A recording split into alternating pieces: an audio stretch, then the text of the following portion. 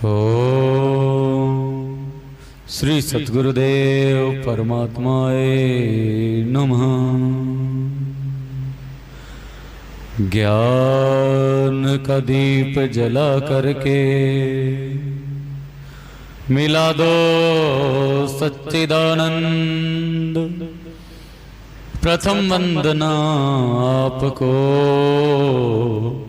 मेरे गुरु प्रेमानंद, जिनके चरणों की धूल से पवित्र हो जी जंत। फिर प्रणाम उन संतन को जो समान भगवंत। जिसने सारी सृष्टि रची, जो व्यापक है कण कण।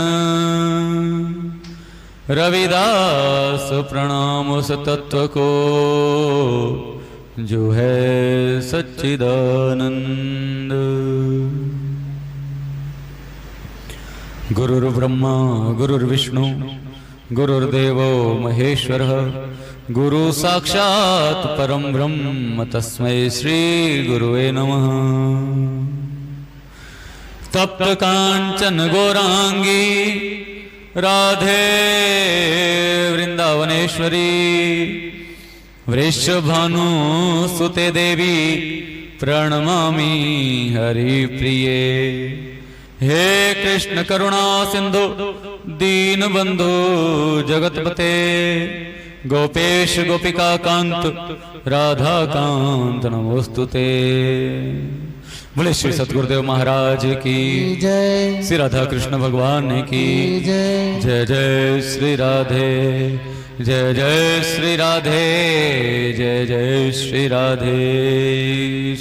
बोलो गुरु रविदास आनंद महाराज की जय। हमारे बड़े, हमारे गुरुजन सदा हमें उपदेश देते हैं कि बेटा भक्ति करो, भक्ति करो।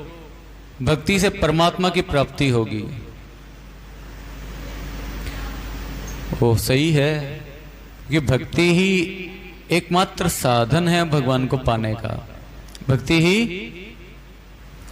एकमात्र साधन है भगवान को पाने का। लेकिन दुविधा ये कि भक्ति है क्या?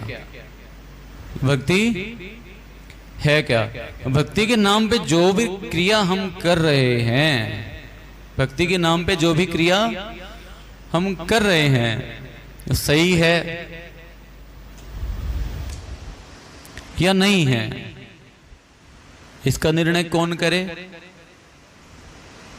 कि रास्ता तो चल दिया, रास्ता पकड़ लिया, चल रहे हैं, दौड़े जा रहे हैं, दौड़े जा रहे हैं, लेकिन रास्ता सही है या नहीं, इसका निर्णय कौन करेगा? और रास्ता सही है भी, रास्ता सही है भी, सही पकड़ना है भी, तो वो रास्ते पे हमें चलाएगा कौन? रास्ता सही पकड़ना है तो उस रास्ते पे हमें चलाएगा कौन? चलेंगे कैसे? कुल मिला के मतलब पहली बात तो भक्ति है क्या, दूसरी बात कि उस मार्ग पे हमें चलाएगा कौन, और वो भक्ति की पूर्ति कब होगी, भक्ति की पूर्ति पे फल क्या मिलने वाला है। तो साधारण सी बात है, भक्ति पूरी हुई तो परमात्मा की प्राप्ति, भक्ति पूरी होगी तो परमात्मा की प्राप्ति है। लेकिन कौन सा पड़ाव है जो हमें पता चले कि हाँ जो पाना था वो पा लिया? इस बात का निर्णय कौन करके दे? प्रेम से बोले श्री राधे।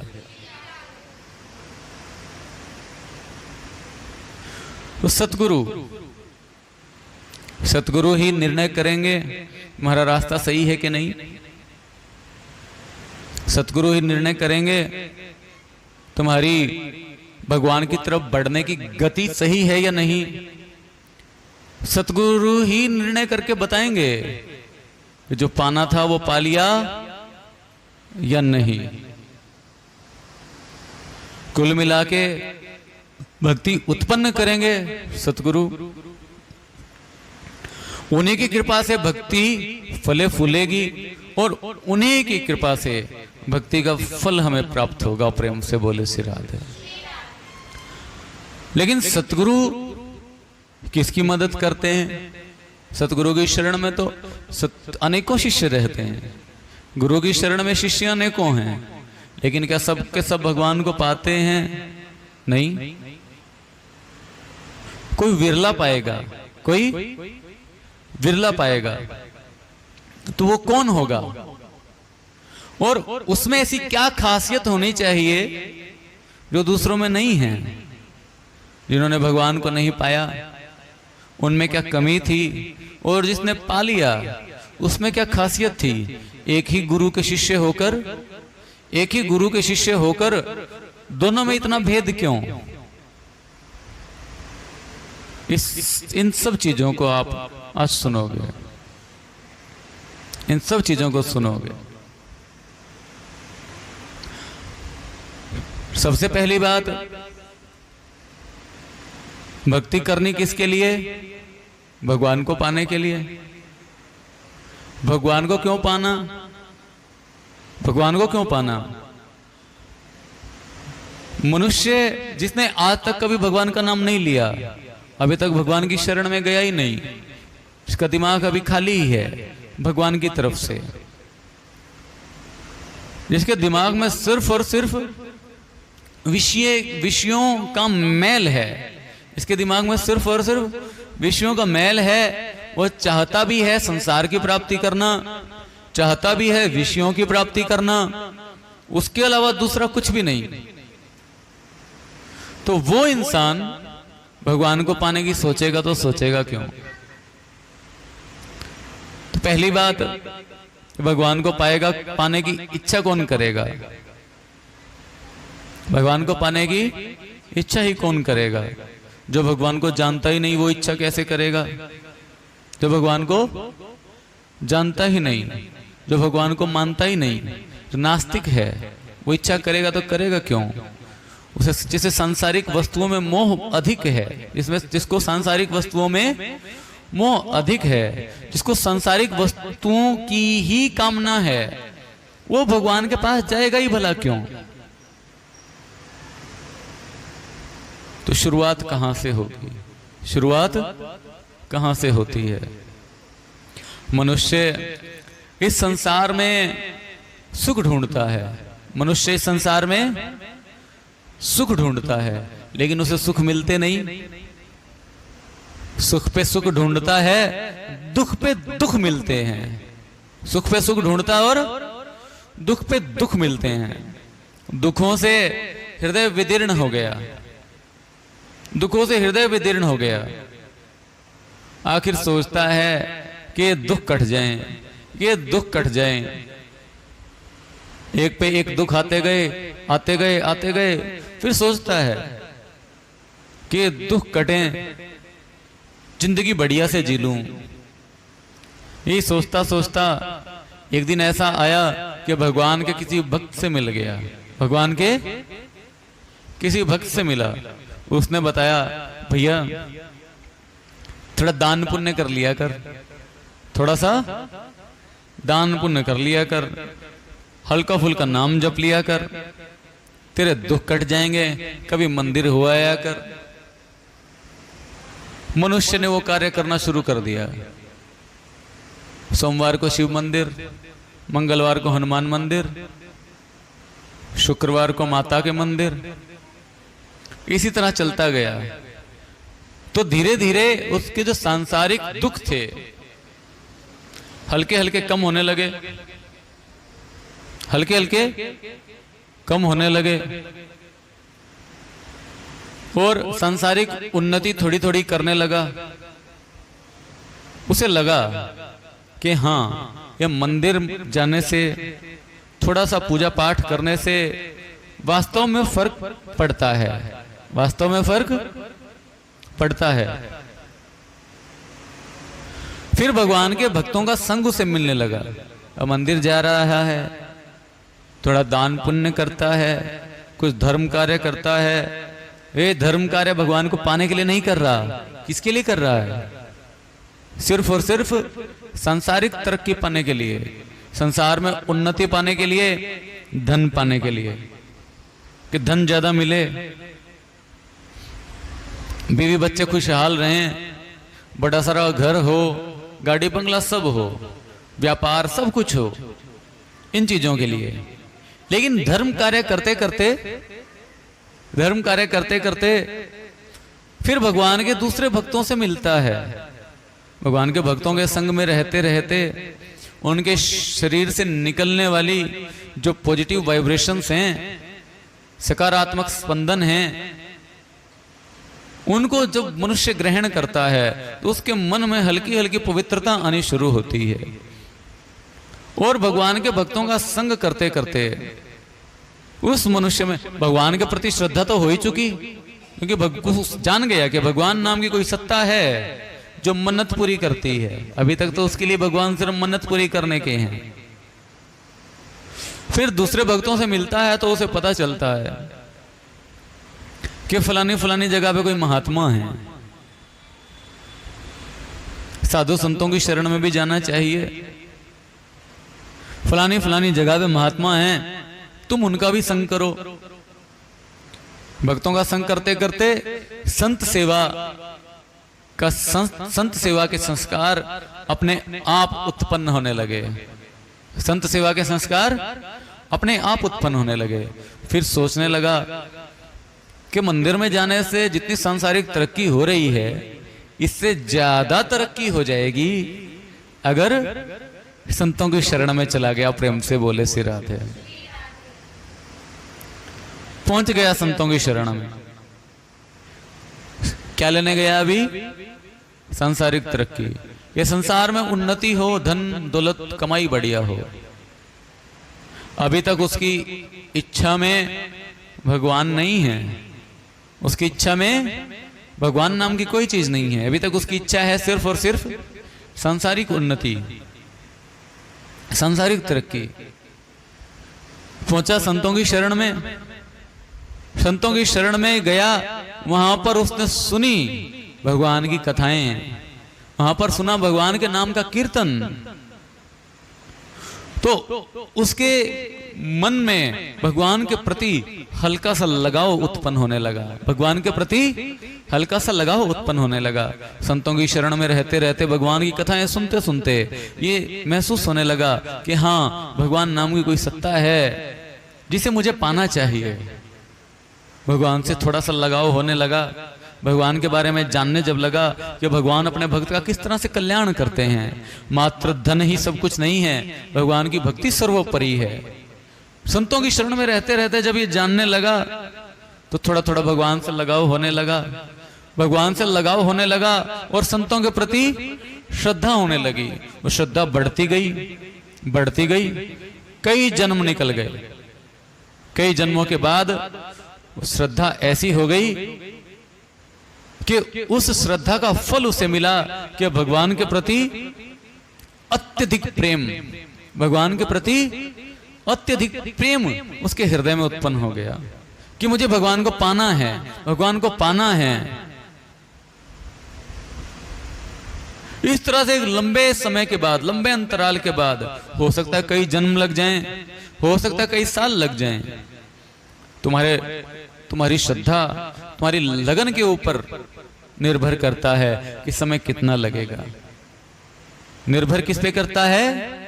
तुम्हारी श्रद्धा पे, तुम्हारी लगन पे। कितनी लगन से तुम भगवान को पाने के लिए लगे हो, कितनी श्रद्धा सतगुरु के प्रति है, उस पर निर्भर करता है कि भगवान को पाने में कितना समय लगेगा, भगवान के प्रति प्रेम पाने में कितना समय लगेगा। जो दिल से लग गया संतों की सेवा में और बड़ी जल्दी संतों के चरणों में श्रद्धा उत्पन्न हो गई। देखो, वैसे तो एक जन्म में ऐसी श्रद्धा पाना सबके बस की बात नहीं है।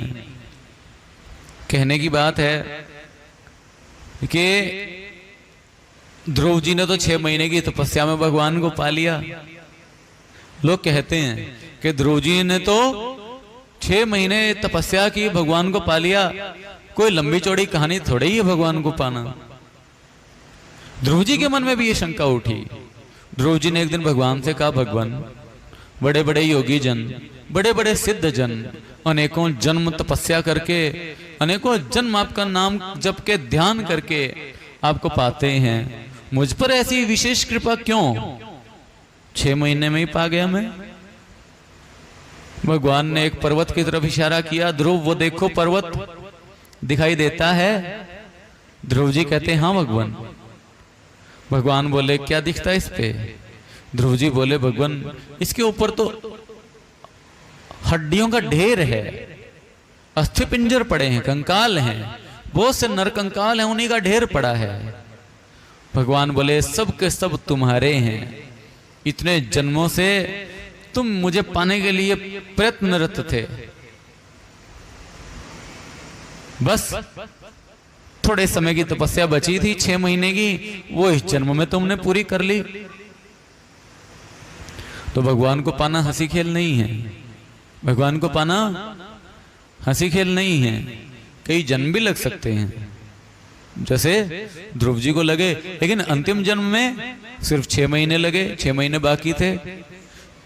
कोई कोई भगवान के भक्त ऐसे हुए, सारी उम्र तपस्या की, अंत समय 70-80 साल के होकर भगवान को पाया। कोई कोई भक्त ऐसे हुए, पैदा हुए और 4 दिन बाद भगवान को पाया। ये निर्भर करता तुम्हारे पिछले जन्म के संस्कारों पर, निर्भर करता है तुम्हारी लगन पर, कितने जल्दी पाओगे। अब लेकिन बात यहां पे किसकी चल रही है? जिसने किसी भी जन्म में कभी नाम नहीं जपा, किसी भी जन्म में भगवान के प्रति उसका लगाव था ही नहीं, तो धीरे धीरे लगाव बढ़ा उसका। पहला जन्म निकल गया, कई जन्म निकल सकते हैं, कोई बड़ी बात नहीं, लेकिन शुरुआत करेगा तो एक ना एक दिन पा जाएगा। शुरुआत ही नहीं की, मान लो किसी ने शुरुआत की, 1 जन्म में 2 जन्म, 4 जन्म, 10, 20 हजार, कभी ना कभी तो पाएगा। लेकिन जिसने शुरुआत ही नहीं की, जिसने शुरुआत ही नहीं की, उसका क्या? वो तो चाहे लाखों करोड़ों जन्म ले ले, चाहे लाखों करोड़ों जन्म ले ले, लेकिन उसके लिए भगवान सुलभ नहीं है। जिसने शुरुआत ही नहीं की, जिसने शुरुआत की, वो कभी ना कभी पा जाएगा। उसके बाद जब सतगुरु की शरण में पहुंचा है, शुरुआत में भगवान को पाना उसकी लालसा नहीं है। शुरुआत में है सिर्फ और सिर्फ संतों की सेवा करूंगा, धन दौलत मिलेगी, शरीर निरोग रहेगा। होता ना, आपने देखा है किसी इंसान में, हमने देखा कई लोगों को, किसी इंसान पे दुख आया, उसने दूसरे को बताया कि भैया बहुत दुख आ रहे हैं,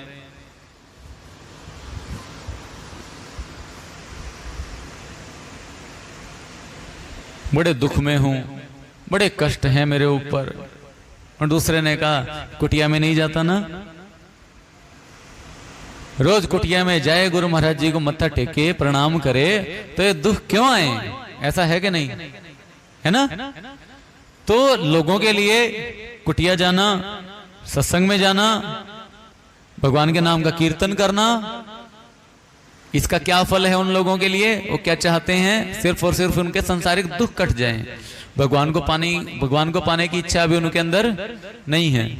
तो ये जन्म तो देखते तुमने ही देख लिया उन लोगों का, एक जन्म तो वैसे ही निकल गया, तो कौन सा इस जन्म में भगवान को पालेंगे?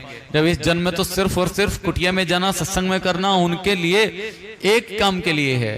उनके लिए ये सब किस लिए है? सिर्फ एक काम के लिए कि हमारे दुख दूर हो जाएं, बाल बच्चे बीमार ना हो, काम बढ़िया चलता रहे, पैसा बढ़िया से आता रहे, बस। लेकिन जिसके संस्कार अच्छे हैं, पिछले जन्मों के भक्ति के संस्कार हैं, वो इंसान क्या करेगा? सतगुरु के सत्संग में जाएगा, कथा जब सुनेगा तो भगवान को पाने की लालसा पैदा हो जाएगी, भगवान को पाने की इच्छा पैदा होगी। भगवान को पाने की इच्छा हुई, सतगुरु के चरणों में श्रद्धा हुई, अटूट श्रद्धा, असीम श्रद्धा, इतनी श्रद्धा भगवान से अत्यधिक प्रेम पैदा हो जाए, भगवान को पाने की लगन ऐसी हो जाए कि पाना है, आज की आज पाना है, अभी की अभी पाना है, हर समय लगा रहे। वो श्रद्धा कैसी होती है? वो श्रद्धा कैसी होती है? किस इंसान को कह सकते हैं कि पुरुष इतना श्रद्धामय है, इतना श्रद्धामय है कि इसकी श्रद्धा इस लायक है कि भगवान को पा सके? प्रेम से बोले श्री राधे। छोटी सी कथा आती इस संदर्भ में। एक शिष्य था, अपने गुरु के पास रहता था और अटूट श्रद्धा थी गुरु वचनों में, गुरु वाक्य में और अपने सतगुरु के चरणों में। गुरु जी दिन को टाइम बोलने रात हो गई, चिल्ला कहीं हाँ जी रात हो गई, तारे भी दिखने लगे महाराज जी मुझे तो। अंधेरी रात में सतगुरु बोल दे कि बेटा दिन निकल गया, नहीं हाँ जी महाराज जी सब कुछ साफ साफ दिखाई दे रहा है, सूरज के उजाले में, दिन के उजाले में, सूरज के प्रकाश में सब कुछ साफ साफ दिखाई देता है। ऐसी श्रद्धा।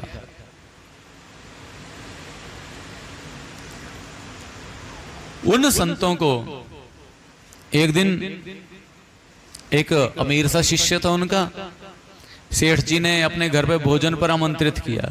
ये गुरुजी मेरे घर पर आना कल भोजन के लिए, किस समय आओगे? गुरुजी ने कहा बेटा दोपहर का भोजन तुम्हारे घर करेंगे, सुबह नहीं आएंगे हम। बोले क्यों गुरुजी सुबह क्यों नहीं? वे सुबह अपना नित्यनेम करेंगे, थोड़ा बहुत प्रसाद आश्रम में लेंगे और दोपहर का भोजन तुम्हारे घर पे आराम से भरपेट करेंगे। बोले ठीक है गुरुजी।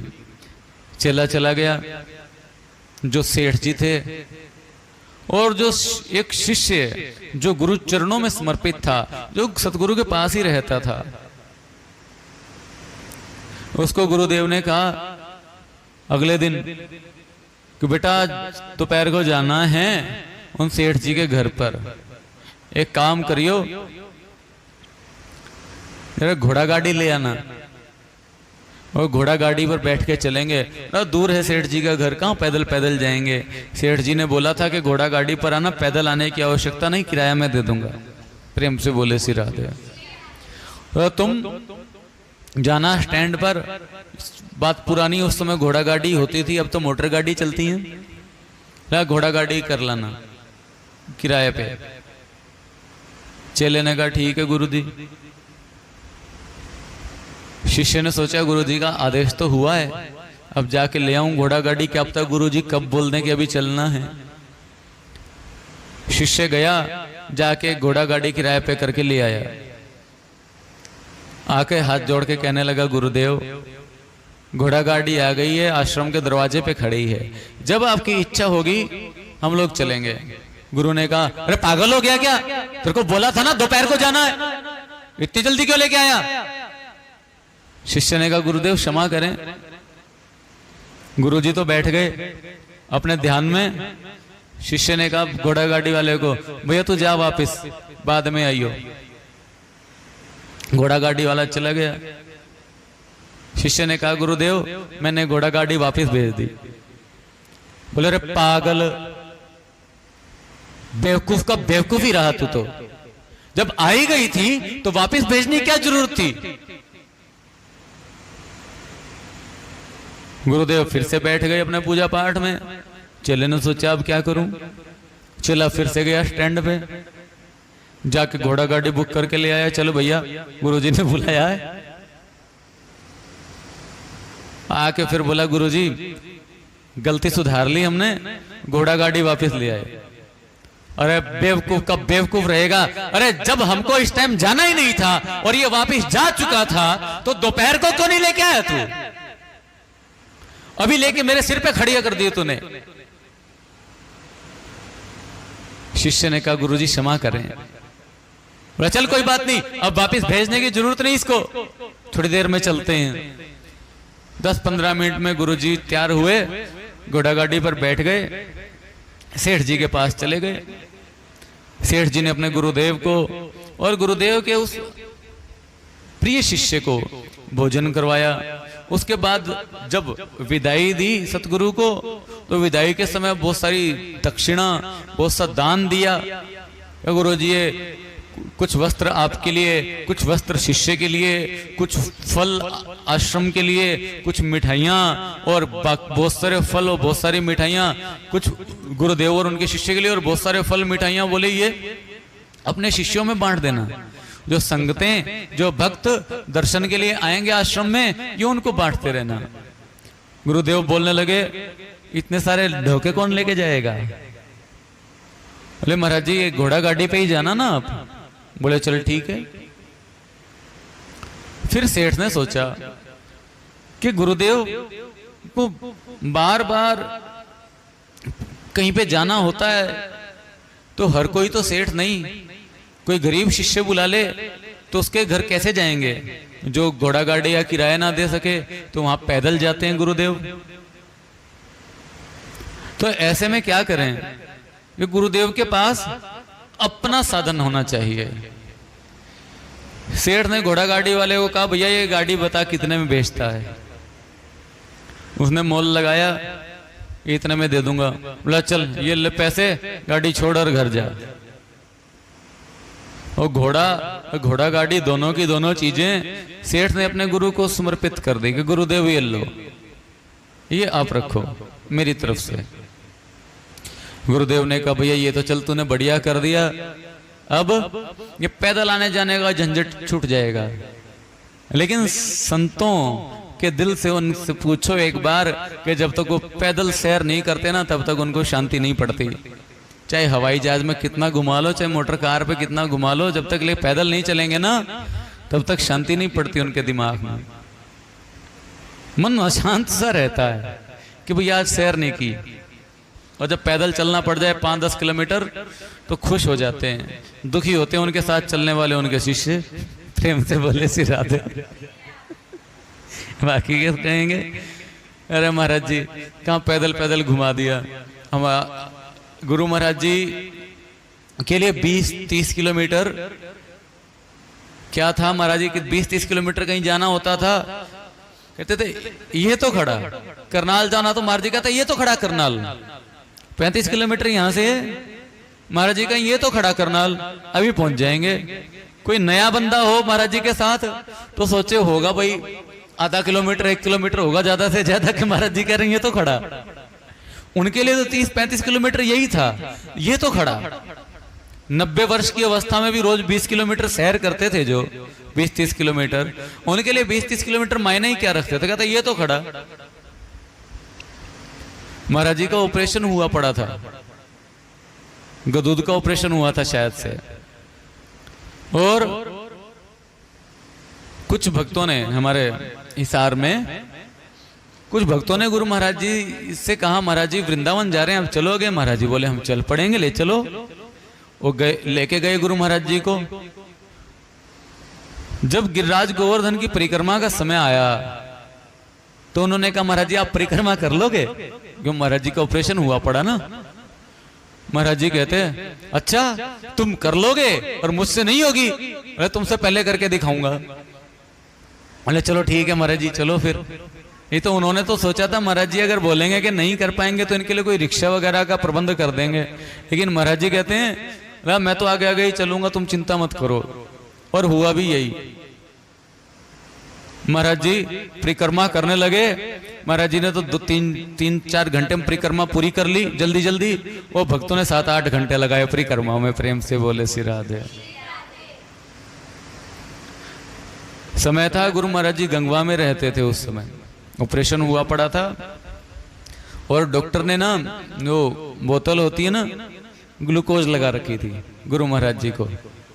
महाराज जी कहते बेड पे पड़ा पड़ा मैं तो बोर हो गया, वो बोतल उठाएं और घूमने चले जाएं, 5-10 किलोमीटर घूम फिर के वापिस आ जाएं। लोग कहते भक्तों को अरे तुम तो कहते हो तुम्हारा बाबा बीमार है। तुम्हारे बाबा जी तो वहां पे देखे हमने 10 किलोमीटर दूर घूम रहे थे। बोले जी हमारे बाबा जी ऐसे ही है। तो ऐसे जो संत होते हैं घोड़ा गाड़ी मोटर गाड़ी कुछ भी है, चैन तब तक नहीं आता जब तक पैदल सैर ना कर लें। अब शिष्य ने दे दिया, ए गुरुजी लेके जाओ एक घोड़ा गाड़ी। सेठ जी ने दिया, सेठ जी ने कहा अभी से चलाएगा कौन? अपने चेले को बोले हाँ बेटा चल, चला इसे। और उस शिष्य ने जो साथ में रहता था सतगुरु के, उसने तो कभी घोड़ा गाड़ी चलाई नहीं थी, उसे पता ही नहीं था एक घोड़े की लगाम खींचनी कैसे है, कहां बैठकर चलानी है। लेकिन उसने एक बार भी ये नहीं कहा गुरुजी मुझसे नहीं चलेगी। उसने कहा गुरुजी ठीक है, जो आ गया आप कह रहे हो तो मैं चलाता हूं। बैठ गया, लगाम पकड़ी, एक हाथ में चाबुक पकड़ा और घोड़ा सरपट दौड़ता गया। घोड़ा सरपट दौड़ता गया, साथ में गुरुजी बैठे हैं। शिष्य को पता था सतगुरु का आदेश है तो इनकी कृपा से ये घोड़ा गाड़ी भी चलेगी, इनकी कृपा से ही घोड़ा गाड़ी भी चलेगी। हमारे जैसा हो तो सीधा बोले महाराज जी हम पे तो ना चले, हम कैसे चलाएं भला इसको, हमने तो कभी नहीं घोड़ा गाड़ी चलाई, किसी से सीखी नहीं तो चलाएं कैसे।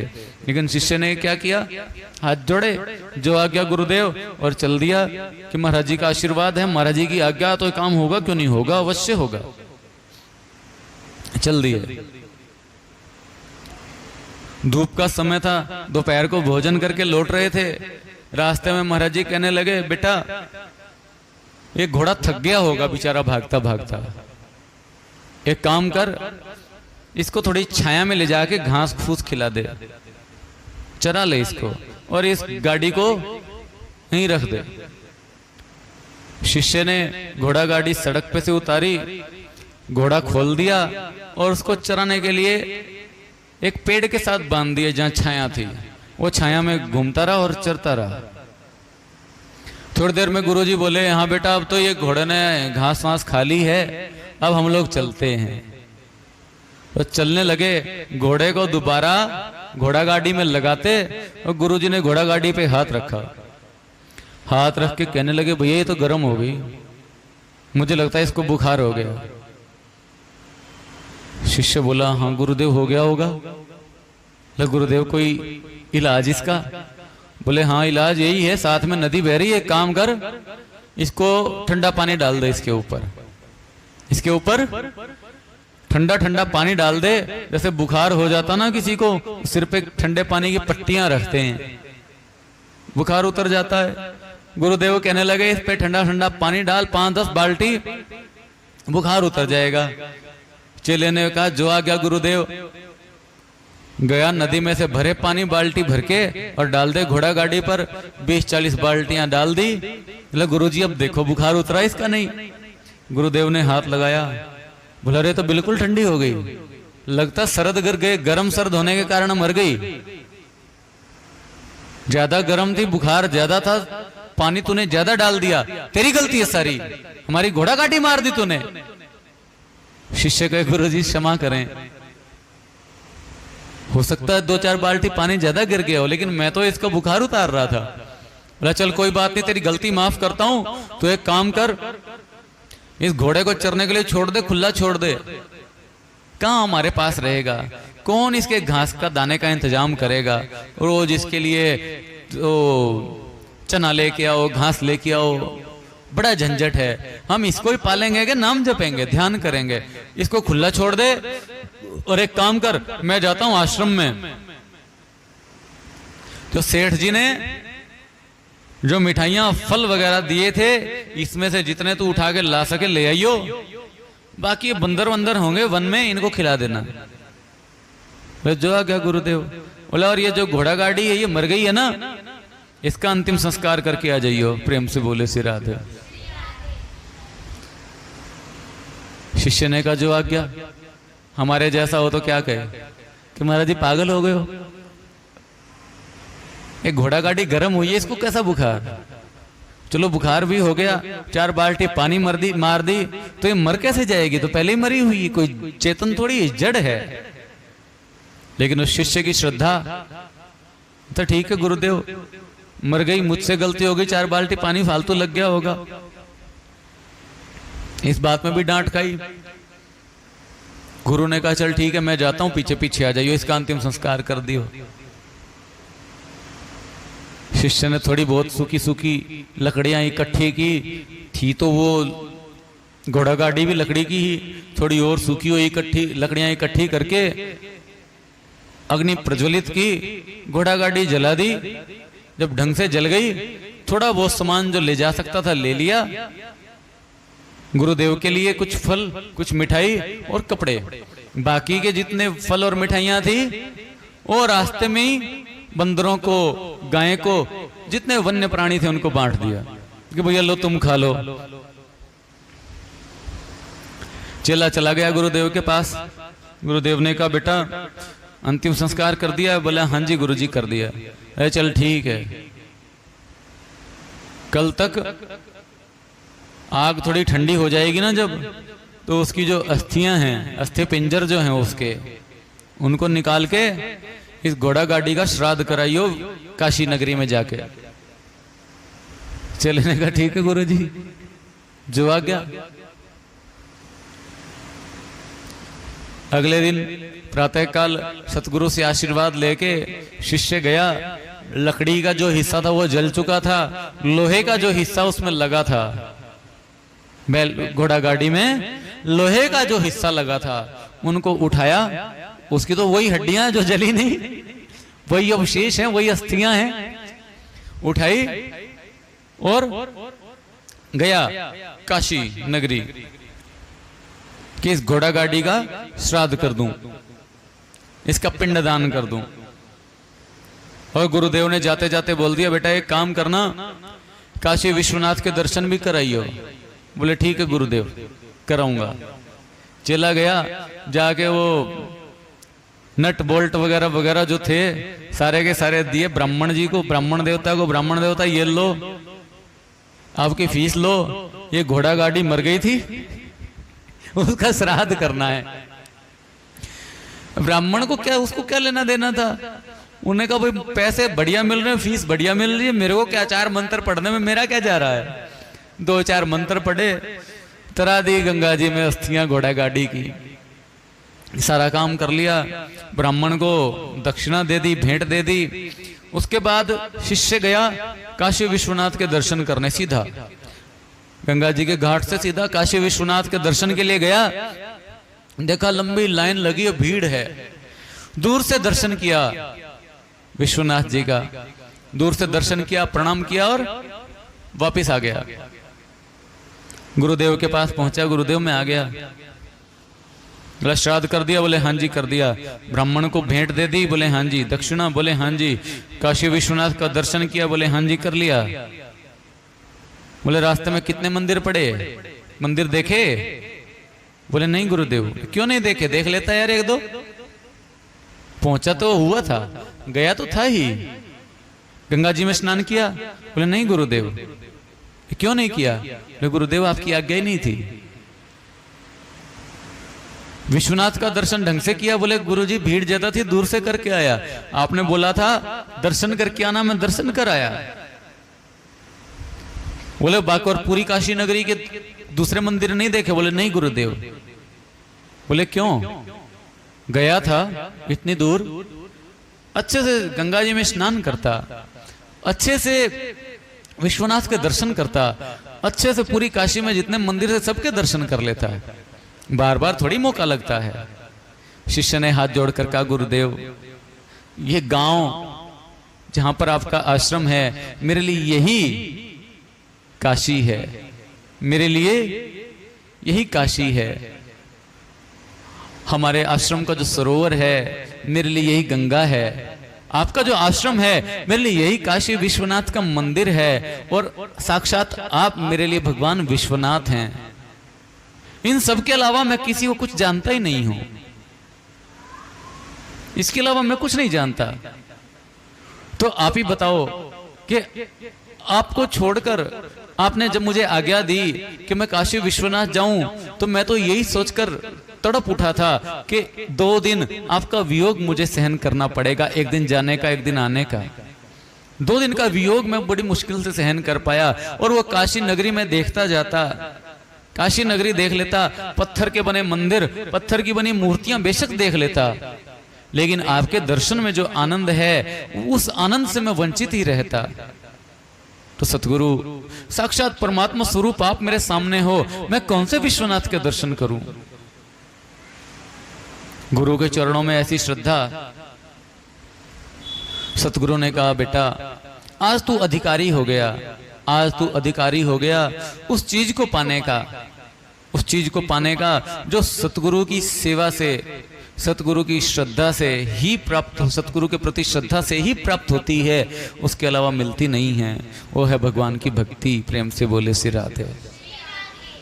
वो है भगवान की भक्ति।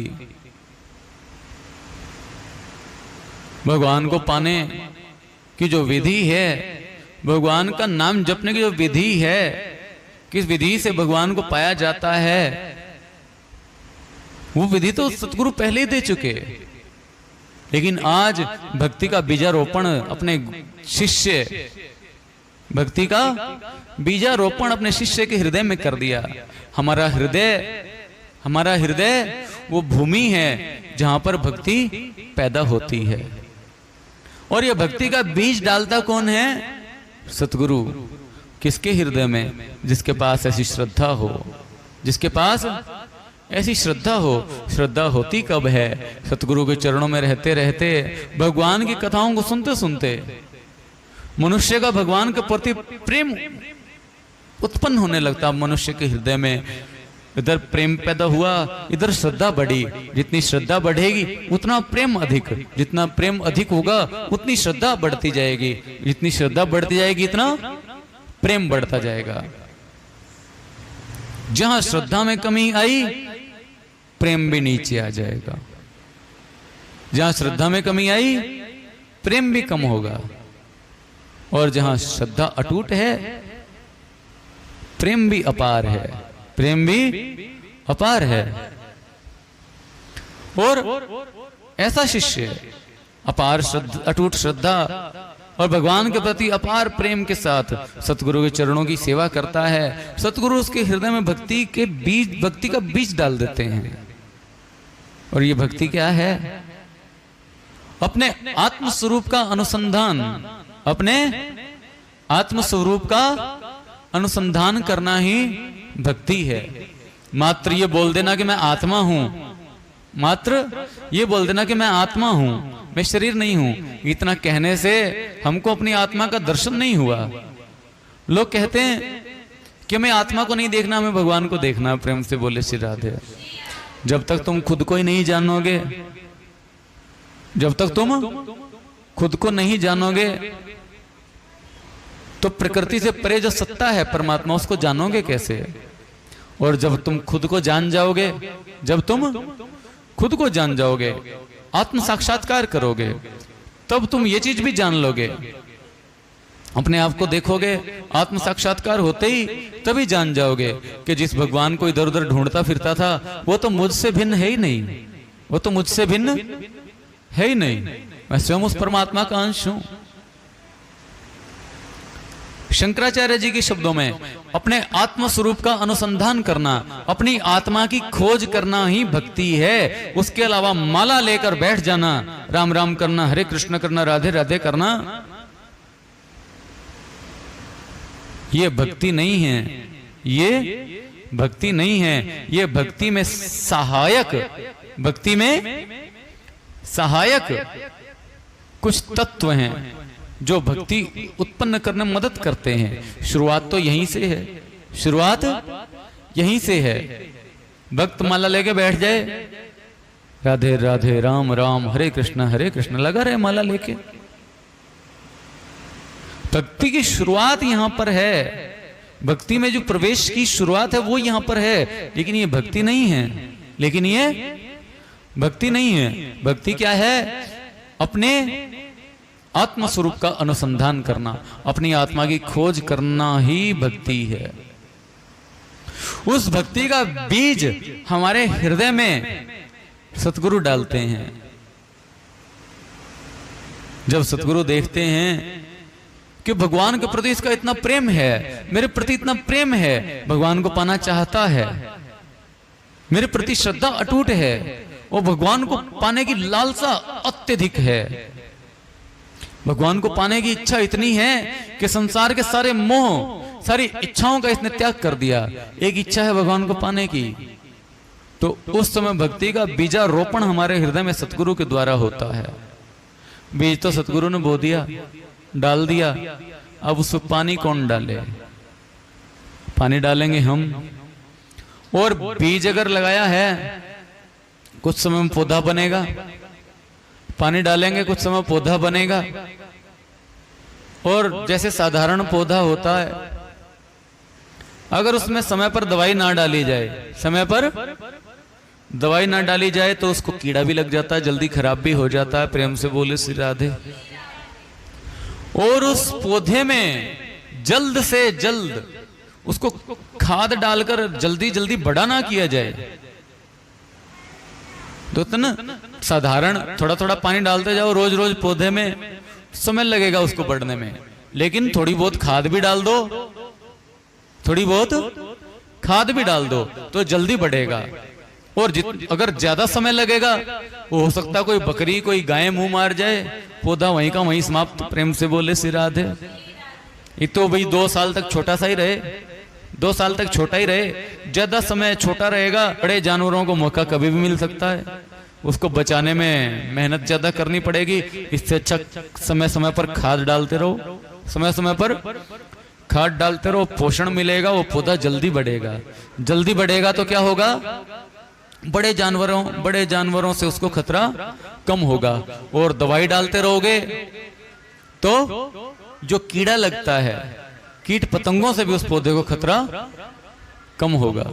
तो इस भक्ति के पौधे के लिए पानी क्या है, खाद क्या है, और इसके लिए दवाई क्या है? प्रेम से बोले श्री राधे।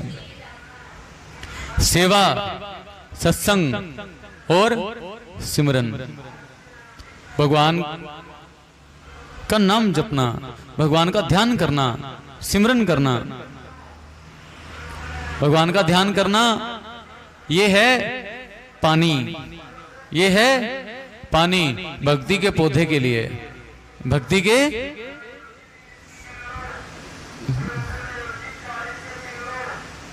ये है पानी भक्ति के उस पौधे के लिए। और भगवान के भक्तों की, सतगुरु की सेवा, ये है वो भक्ति के पौधे के लिए खाद। और दवाई है सत्संग, संतों का संग। संतों का संग, भगवान की संग में मिलने वाली भगवान की कथाएं, भगवान के नामों का कीर्तन, वो सब का सब है दवाई। सत्संग है दवाई, सेवा है खाद, और भगवान का नाम जाप है पानी। तो पौधे को सबसे अधिक जरूरत किसकी रहती है फलने फूलने के लिए? पानी की। तो मनुष्य को चाहिए ज्यादा से ज्यादा सिमरन करे,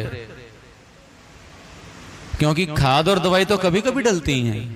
खाद और दवाई तो कभी कभी डलेंगी, और पानी तो रोज ही डालना पड़ेगा भैया। जब पौधा बड़ा हो जाए, लंबा हो जाए, पूरा का पूरा वृक्ष बन जाए, फल भी लग जाए, तब क्या होता है? उसको पानी डालने की जरूरत रहती है, हैं? रहती है? कौन डालता बड़े पेड़ पे पानी? कोई भी नहीं डालता। आम का पौधा तुम लगा लो, आम का पौधा लगा लो, रोज पानी डालना पड़ेगा, नहीं डालोगे सूख जाएगा गर्मी में। और वही जब बड़ा हो गया तो उसे आवश्यकता नहीं रहती, उसे आवश्यकता नहीं रहती पानी की। कब? तब उस पर फल लगना शुरू हो जाता है। प्रेम से बोले श्री राधे। फल लगना शुरू हो जाए, और भक्ति का फल क्या है? परमात्मा प्राप्ति। कहने का भाव क्या? सिमरन करते करते जब भगवान को पा जाओ, जब भगवान को पा जाओ, तो उसके बाद आत्मस्वरूप का अनुसंधान। अब करें क्या? जो करना था तो कर लिया, आत्मा की खोज करनी थी, आत्म स्वरूप का अनुसंधान कर लिया, आत्मा की खोज कर ली, अपने आत्मा का साक्षात्कार कर लिया। आत्मा के साक्षात्कार के साथ ही पता चला कि उस परमात्मा से मेरा आत्मा बिल्कुल भी भिन्न नहीं है और वो आत्मा मैं ही हूं, दूसरा कोई नहीं। और उसके अलावा संसार में जितना भी कुछ मुझे दिखाई देता है मेरा अपना आत्म स्वरूप है। जितना कुछ दिखाई देता है वो मेरा अपना आत्म स्वरूप है, उसके अलावा दूसरा कुछ भी नहीं। प्रेम से बोले श्री राधे। तो मैं इधर उधर भगवान को ढूंढता फिरता था, बाहर नहीं पाया तो कहां पाया? अपने भीतर। और खाद क्या है? सेवा। संतों की सेवा से ये हमारी भक्ति बहुत जल्दी जल्दी बढ़ती है, बहुत जल्दी जल्दी बढ़ती है। जो विषयों की प्रति हमारी लालसा है, विषयों के प्रति हमारी लालसा है, ये वो भेड़ बकरियां हैं, ये वो भेड़ बकरियां हैं जो छोटे छोटे पौधे को फटाफट खा जाती हैं। प्रेम से बोले श्री राधे। विषयों को पाने की जो लालसा है, ये वो भेड़ बकरियां हैं जो छोटे छोटे पौधों को फटाफट खा जाती हैं। हमारी कुटिया में पौधा छोटा, छोटे छोटे जामुन के पौधे लगे हुए। एक दिन गेट रह गया खुला, 2-4 बकरियां आई, सारे पत्ते खा गई। जामुन के पौधे की बस डंडी डंडी दिख रही। पहचान में ही नहीं आता भैया पौधा किस चीज का है। वो छोटा पौधा तो पत्ते से ही पहचाना जाता है ना। अभी तो उस वृक्ष के ऊपर, वैसे तो वृक्ष की छाल से भी पहचान लिया जाता है, वृक्ष की लकड़ी से पता चल जाता है कि पौधा किसका है, लेकिन पेड़ किसका है। छोटा सा पौधा हो तो पत्ते से ही पता चलेगा। वो 2-4 आई बकरियां, 5-10 तो पत्ते थे, सारे के सारे खा के साफ कर गई। हम सोचे भैया यहाँ पे जामुन का पौधा होता था, गया कहाँ? ये पता चला सारा का सारा बकरी के पेट में। तो ये जो भेड़ बकरियां ये क्या हैं? विषयों के प्रति जो लालसा है, ये वो भेड़ बकरियां जो छोटे छोटे पौधे को फटाक से खा जाती हैं। और जब वृक्ष बड़ा हो जाए, मतलब हमारी भक्ति भगवान के प्रति अटूट हो जाए, दृढ़ हो जाए, वहां तक इन विषयों की पहुंच नहीं रहती, वहां तक इन विषयों की लालसाओं की पहुंच नहीं रहती। उस समय क्या होता है? इस सेवा की आवश्यकता नहीं है, उस समय सेवा की आवश्यकता नहीं है।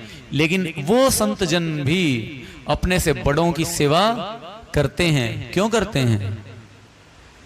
फल लगने के बाद पानी डालने की आवश्यकता नहीं रहती, भगवान को पाने के बाद नाम जपने की आवश्यकता नहीं रहती, सेवा करने की आवश्यकता नहीं रहती। लेकिन जो भगवान को पा चुके वो भी सिमरन करते हैं। क्यों करते हैं? पीछे वालों के लिए।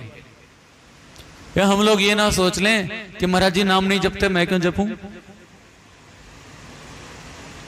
सतगुरु होंगे, अपने से उन्नत अवस्था का कोई साधु उनके पास आएगा, अपने से उन्नत अवस्था कोई साधक आएगा, या उम्र में कोई बड़ा साधु आएगा, चाहे बराबर अवस्था हो, उनके प्रति सेवा भाव दर्शाएंगे, उनके प्रति सेवा भाव दर्शाएंगे, भगवान के प्रति सेवा भाव दर्शाएंगे। क्यों दर्शाएंगे? ताकि हमारे भीतर सेवा भाव बना रहे। हमें लगे कि सतगुरु के मन में अगर सेवा भाव है तो हमारे मन में भी होना चाहिए, और नहीं तो यूं कहें महाराज जी के मन में तो है नहीं, हम क्यों करें? और तीसरी क्या चीज? सत्संग। काम, क्रोध, लोभ, मोह, मद, अहंकार, ये सब के सब जो विकार हैं, ये हैं वो कीड़े, ये हैं वो कीड़े जो इस पौधे को चाटते रहते हैं, खाते रहते हैं, दीमक की तरह इसके अंदर बैठ जाएं और चट करते जाते हैं, खाते जाते हैं, खाते जाते हैं, खाते जाते हैं। इसीलिए समय समय पर संतों का संग करते रहें, समय समय पर संतों का संग करते रहें। संतों के संग में क्या मिलेगा?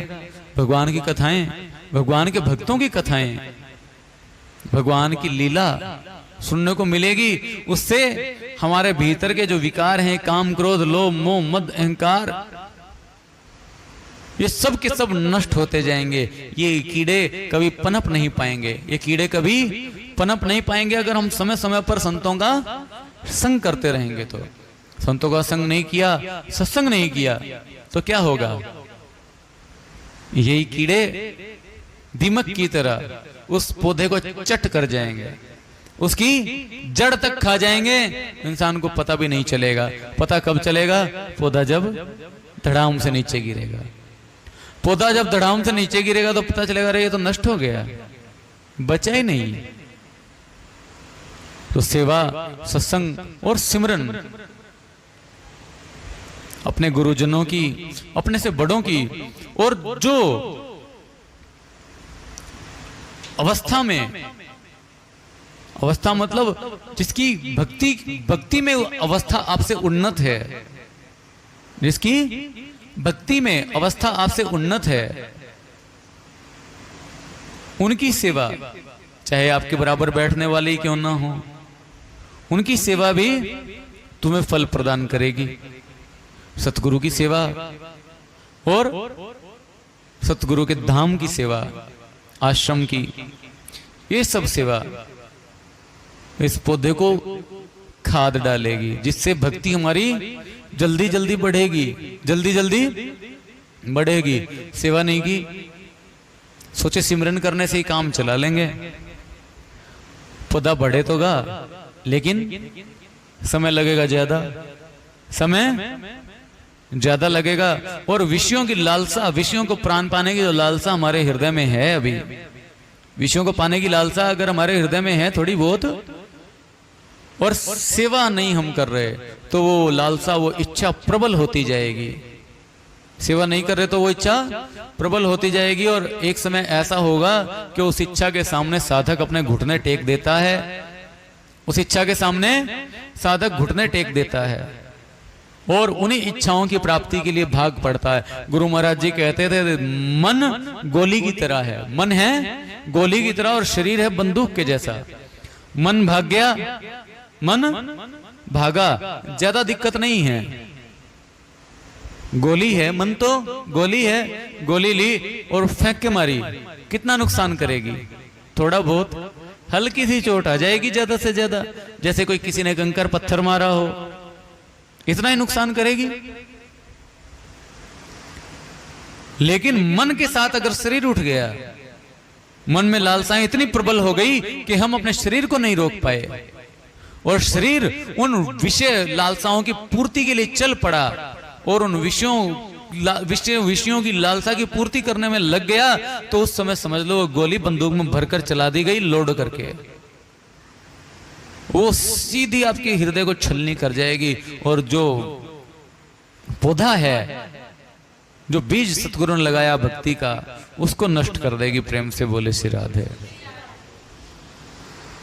उसको नष्ट कर देगी। इसीलिए सेवा आवश्यक है। उससे क्या होगा?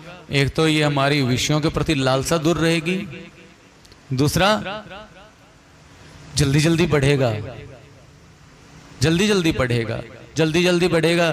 भैया 1 साल तक केयर, एक तो हो 1 साल तक केयर करनी है, 1 साल तक पौधा है, साल बाद वृक्ष बन गया, उसके बाद उसकी देखभाल करने की ज्यादा आवश्यकता नहीं, थोड़ी बहुत आवश्यकता रहती है ना?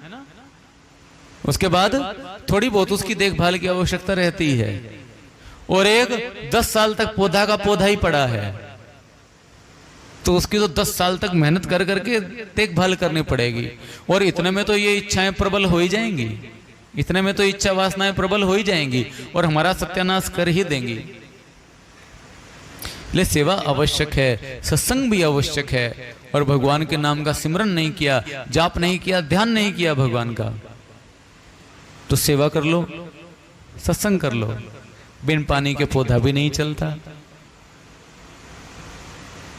सेवा भी की, संतों का संग भी किया, लेकिन कभी बैठ के 2 घड़ी भगवान का ध्यान नहीं किया, कभी बैठ के 2 घड़ी भगवान का ध्यान नहीं किया, वो भी भगवान को नहीं पा सकता।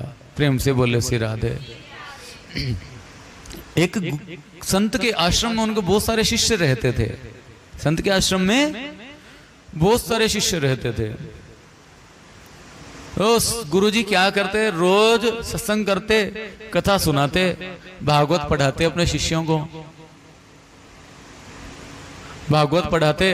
लेकिन एक चेला ऐसा था, कहता गुरुजी ये हम आपकी कथा ही सुनते रह गए तो आश्रम का काम कौन करेगा, सेवा कौन करेगा? सेवा प्रथम है सतगुरु। गुरुदेव कहते सेवा प्रथम है बेटा, मैं मानता हूं, लेकिन सेवा है क्या? तो सतगुरु की आज्ञा वही सेवा है। गुरु ने अगर बोल दिया बैठ के नाम जप तो वो सेवा, गुरु ने बोल दिया बैठ के कथा सुन तो वो सेवा, गुरु ने बोल दिया झाड़ू लगा तो वो सेवा, गुरु कहे बेटा खाना खा ले तो वो भी सेवा, गुरु ने कहा खाना खा ले, बच्चा कहे नहीं महाराज जी थोड़ी झाड़ू मार लूं 2 घंटे बाद खा लूंगा, तो आज्ञा का उल्लंघन। प्रेम से बोले श्री राधे। गुरु ने कहा बेटा झाड़ू लगा दे, कि नहीं महाराज जी मैं तो रोटी बनाऊंगा, तो वो तो अपनी मनमर्जी हो गई ना, सेवा कहां हुई? वो सतगुरु कहते कि बेटा सेवा अनिवार्य है, लेकिन सत्संग के टाइम पे सत्संग भी सुन लिया कर, कथा भी सुन लिया कर। बोले महाराज जी सुनने के लिए इतने सारे बैठे हैं आपके पास, मैं आश्रम का काम संभालूंगा सारा। आश्रम के काम की इतनी चिंता करता, इतनी चिंता करता, दूसरे शिष्यों को कहता तुम तो बैठे रहो सारा दिन गुरु जी के पास, सत्संग ही सुनते रहो, कथा सुनते रहो, 2-2 4-4 घंटे तुम वैसे ही खराब कर देते हो, आंख मूंद के बैठते हो, तुम बैठे बैठे कथा सुनते रहते हो, ध्यान करते रहते हो, काम कौन करेगा? सारा काम मैं अकेला ही संभालूंगा। एक दिन गुरुजी ने कहा बेटा मुझे लगता है तू जो बंदर की तरह सारा दिन इधर उधर भागता है ना, तुझे अभी एक जन्म और लेना पड़ेगा, इस जन्म में तेरी पार नहीं पड़ेगी। समय आया शिष्य मर गया, जल्दी मर गया, गुरुजी से पहले ही। और थोड़े दिनों बाद उस भक्त का नाम मुझे याद नहीं है, उस भक्त के मरने के कुछ समय के बाद एक बंदर आता रोज। किस समय आता? जिस समय गुरुजी भागवत खोल के बैठते, कथा सुनाते, भागवत के शब्दों का अर्थ समझाते अपने शिष्यों को, एक बंदर आ जाता, बंदर आके कथा सुनता बैठ के, कथा सुनता, कथा खत्म होती बंदर चला जाता। एक दिन गुरुदेव के शिष्य कहते गुरुदेव ये बंदर रोज आता है कथा सुनने के लिए, कथा सुनता चला जाता है, चुपचाप बैठता, तो बंदर में तो चंचलता इतनी होती है, बंदर में तो चंचलता इतनी होती है कि चुपचाप बैठता ही नहीं, ये कैसे बैठा रहता है? गुरुदेव बोले तुमने पहचाना नहीं इसको? मैंने नहीं पहचाना। तो ये वही बंदर है जो सारा दिन आश्रम में उछल कूद मचाता था। प्रेम से बोले श्री राधे। सारा दिन लगा रहता था, ये काम भी कर लूं, वो काम भी कर लूं, इसको सेवा से फुर्सत नहीं मिलती थी। इसने कभी कथा नहीं सुनी, इसने कभी सिमरन नहीं किया, सत्संग में नहीं बैठा और ध्यान भी नहीं किया, सारा दिन बंदर की तरह उछल कूद मचाता रहता था। वो है ये। बोले विश्वास नहीं होता तो आने दे उसे। अगले दिन कथा के लिए गुरुदेव बैठे, बंदर आ गया टाइम पे। गुरुदेव ने कहा हाँ भाई, नाम लिया उस भक्त का, नाम हमें याद नहीं। कहते हाँ वही है। बंदर ने कहा हाँ जी। बोले ठीक है बेटा बैठ, कथा सुन, इस जन्म में तो पार नहीं पड़ेगी, लेकिन मेरा आशीर्वाद है, रोज कथा सुनेगा ना, अगला जन्म मनुष्य का पालेगा, अगला जन्म मनुष्य का पालेगा। और ये संस्कार सत्संग के और सिमरन के तेरे अंदर से जाएंगे नहीं। सेवा के तो थे ही बहुत, सेवा के तो थे ही अत्यधिक। कुछ समय के बाद बंदर ने आना बंद कर दिया, 2-3 दिन नहीं आया। दूसरे शिष्यों ने पूछा गुरुदेव आता नहीं वो आजकल? तो बेटा वो बंदर की होनी छोड़ के मनुष्य होनी पा गया है। प्रेम से बोले श्री राधे। तो सिमरन आवश्यक है। कोई मनुष्य हमारे कई भक्त कहते हैं कि महाराज जी हमसे ये नाम वाम नहीं जपा जाता, हम तो बस सेवा ही करेंगे। भैया चलो कोई बात नहीं, जैसी तुम्हारी श्रद्धा, कुछ तो कर रहे हो, कुछ तो कर रहे हो। लेकिन जो पूर्ण रूप से समर्पित हो गया सतगुरु के चरणों में, जो गृहस्थी है, घर बैठा है, घर पे रहकर सिमरन करता है, सेवा करता है, सत्संग करता है, जैसा उसको समय लगता है, जो कुछ करता है वो उसकी इच्छा है। सतगुरु का आदेश तो सेवा सत्संग सिमरन तीनों का है, लेकिन जो इंसान कहता है नहीं मुझसे ये नहीं होता, मैं तो ये करूंगा, नाम नहीं जपा जाता मैं तो सेवा कर लूंगा, मैं तो सत्संग में नहीं बैठा जाता सेवा कर लूंगा, ये सारी चीजें अगर मनुष्य के मन में है, कुछ तो करे, लगा भर रहे। सेवा का संस्कार इस जन्म में अर्जित कर लिया, सत्संग का और सिमरन का संस्कार अगले जन्मों में अर्जित कर लेगा, कुछ तो आगे बढ़ा, कुछ तो आगे बढ़ा। लेकिन जो पूर्ण रूप से समर्पित होकर सतगुरु के चरणों में ही बैठे हैं, उन्हें तो आज्ञा पालन बिल्कुल उस भक्त के जैसा करना चाहिए जो भक्त घोड़ा गाड़ी का श्राद्ध करने के लिए काशी गया था। प्रेम से बोले श्री राधे। तो भक्ति का बीज सतगुरु डालते हैं। कहाँ डालते हैं? हमारे हृदय में। इसकी देखभाल करनी, पानी डालना, ये हमारे ऊपर। और जब नित्य प्रति पानी डालते गए, समय पर खाद भी डाल दी, समय पर दवाई भी डाल ली, सत्संग सेवा सिमरन तीनों चीजें चल रही हैं, एक समय आएगा इस पर फल लगेगा। और भक्ति का फल क्या होता है? भक्ति का फल क्या है? ज्ञान। भक्ति का फल क्या है? ज्ञान और वैराग्य। ये भक्ति के दो बेटे हैं, भक्ति के दो पुत्र हैं। क्या? ज्ञान और वैराग्य। भक्ति का फल मिलेगा क्या? ज्ञान। पहले मिलेगा क्या? ज्ञान। ज्ञान क्या है? परमात्मा के साक्षात्कार के साथ मिलने वाली जानकारी। क्या जानकारी मिली? भगवान का साक्षात्कार हुआ तो जानकारी क्या मिली? कि जिसको तुम ढूंढने चले थे वो तुम खुद हो। जिसको ढूंढने तुम चले थे वो तुम खुद हो। जब अपने स्वरूप में तुमने परमात्मा को पा लिया, अपने भीतर परमात्मा को पा लिया और जान लिया कि वो परमात्मा मुझसे भिन्न नहीं है, उस समय वैराग्य मिलता है। कोई कहे महाराज जी अगर वैराग्य बाद में मिलता है तो लोग तो सन्यास पहले ही ले लेते हैं। प्रेम से बोले श्री राधे। सन्यास तो पहले लिया गया ना, वैराग्य तो मतलब पहले ही हो गया। भैया वो वैराग्य पूर्ण नहीं होता, वो वैराग्य पूर्ण नहीं होता। भगवान की प्राप्ति से पहले जो वैराग्य है, जब तक भगवान की प्राप्ति नहीं हुई, जब तक भगवान की प्राप्ति नहीं हुई, अपने स्वरूप में स्थिति प्राप्त नहीं हुई, तब तक जो वैराग्य है वो कभी भी राग में बदल सकता है। दुनिया के प्रति जो लगाव है वो है राग। संसार के प्रति जो राग है, जो लगाव है वो है राग। और सांसारिक विषय भोगों के प्रति जो घृणा है, भोगों के प्रति, सांसारिक विषय भोगों के प्रति जो घृणा है वो वैराग्य है। और जब तक भगवान की प्राप्ति नहीं होती, जब तक भगवान की प्राप्ति नहीं होती, ये वैराग्य भी पूर्ण नहीं होता। ये वैराग्य पूर्ण नहीं होता। कभी भी ये वैराग राग में बदल सकता है। ये वैराग कभी भी राग में बदल सकता है। मैं ऋषि विश्वामित्र ब्रह्म ऋषि बने। पहले थे राजा, राजा से राजऋषि हुए, राजऋषि से ऋषि, फिर महर्षि, फिर ब्रह्म ऋषि। सन्यास तो उन्होंने भी ले लिया, घर बार त्याग दिया, घर बार त्याग दिया। पहले मेनका के चक्कर में पड़ गए, तपस्या नष्ट हो गई, फिर दोबारा तपस्या की, फिर पड़ गए। किसी को सोचा एक को भेज दूं, शरीर के साथ ही स्वर्ग में भेज दूं, उस चक्कर में अपनी तपस्या नष्ट कर ली। फिर बैठे तपस्या में, फिर रंभा आ गई, सोचा इसकी बहन आई थी मेनका, मुझे तपस्या से भ्रष्ट करके गई। रंभा को देखते ही गुस्सा आ गया, गुस्सा आ गया, श्राप दे दिया। अब सोचा ये क्या हुआ, क्रोध किया, क्रोध किया, फिर तपस्या नष्ट हो गई। फिर से तपस्या में बैठो, प्रेम से बोले श्री राधे। लेकिन लगे रहे, तपस्या नष्ट हुई कोई बात नहीं, लेकिन लगे रहे, लगे रहे तो भगवान को पा लिया।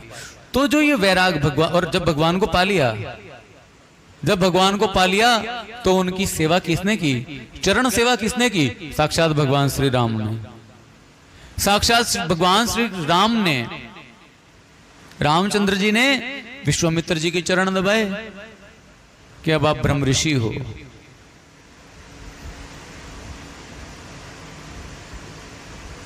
तो जब तक भगवान को नहीं पा लेते, जब तक भगवान को नहीं पा लेते, तब तक ये वैराग कभी भी राग में बदल सकता है। इसीलिए भक्त को पूर्ति पर्यंत सावधान रहना चाहिए। जब तक भगवान नहीं मिले तब तक सावधान होकर चलो कि हाँ मेरा पैर ना फिसल जाए। भक्ति मार्ग बड़ा कठिन है, बड़ा कठिन है। ये तो बिल्कुल तेज धार तलवार के ऊपर चलने के जैसा है, तेज धार तलवार के ऊपर चलने के जैसा है। चलोगे तो चुभेगी, चलोगे चुभेगी, कष्ट होगा, लेकिन और फिसलने का डर भी बहुत ज्यादा, गिरने का डर भी बहुत ज्यादा, और चलने का दर्द भी। लेकिन दर्द कब तक, दर्द कब तक? जब तक हमारे हृदय में वासनाएं हैं, हमारे हृदय में वासनाएं हैं। वासनाएं ना हो तो यही तेज धार तलवार फूलों की सेज बन, फूलों का रास्ता बन जाती है। जैसे हमारे राह में फूल बिछा दिए गए हों, हृदय में वासनाएं समाप्त हुई, इच्छाएं समाप्त हुई, तो भक्ति में आनंद आने लगेगा। जब तक वासनाएं हैं, कामनाएं हैं, तब तक ये भक्ति का मार्ग ऐसा है जैसे तेज धार तलवार पे चलना है। क्यों? हृदय में तो कामनाएं हैं, मन खींचेगा संसार की तरफ, मन खींचेगा संसार की तरफ, और जाना है हमें भगवान की तरफ। एक मन कहे भगवान की तरफ चल, एक मन कहे संसार की तरफ चल। इसीलिए वो रास्ता दुभर मुश्किल है, इसीलिए वो रास्ता मुश्किल है। लेकिन अगर लक्ष्य एक हो गया तो समझ लो रास्ते में फूल बिछा दिए गए, समझ लो रास्ते में फूल बिछा दिए गए। उस समय भक्ति का आनंद ही अलग होगा। उस समय भक्त जिस आनंद की प्राप्ति करता है, जिस आनंद का अनुभव भक्त करता है, वैसा आनंद इन सांसारिक विषय भोगों में उसे थोड़ा सा भी नहीं मिल सकता। सांसारिक विषय भोगों में जो आनंद मनुष्य प्राप्त करता है, जो खुशी प्राप्त करता है, भक्ति मार्ग पर निष्काम होकर चलने में जो प्रसन्नता है, जो आनंद है, उस आनंद का लेश मात्र भी इस संसारिक आनंद में नहीं है। प्रेम से बोले श्री राधे। तो पहले मिलेगा ज्ञान। ज्ञान क्या है?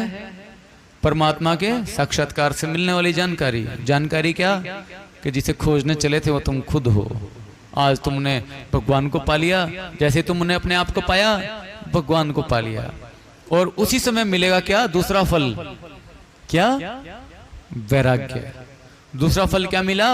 वैराग्य। उसके बाद साधक कभी भी किसी भी हालत में अपने पथ से गिर नहीं सकता, च्युत नहीं हो सकता, डिग नहीं सकता। उसके बाद जो वैराग्य है वो पूर्ण वैराग्य है। उसके बाद का जो वैराग्य है वो पूर्ण है। और जब भक्ति, ज्ञान और वैराग्य मिल जाएं तो तत्व स्वरूप परमात्मा में स्थिति प्राप्त हो जाती है। तत्व स्वरूप परमात्मा में स्थिति प्राप्त हो जाती है। उस समय वो भक्त बन जाएगा स्वयं भागवत। उस समय वो भक्त होगा स्वयं भागवत। बोलो श्री सद्गुरुदेव महाराज की, श्री राधा कृष्ण भगवान की जय। जय श्री राधे, जय जय श्री राधे, जय जय श्री राधे श्याम।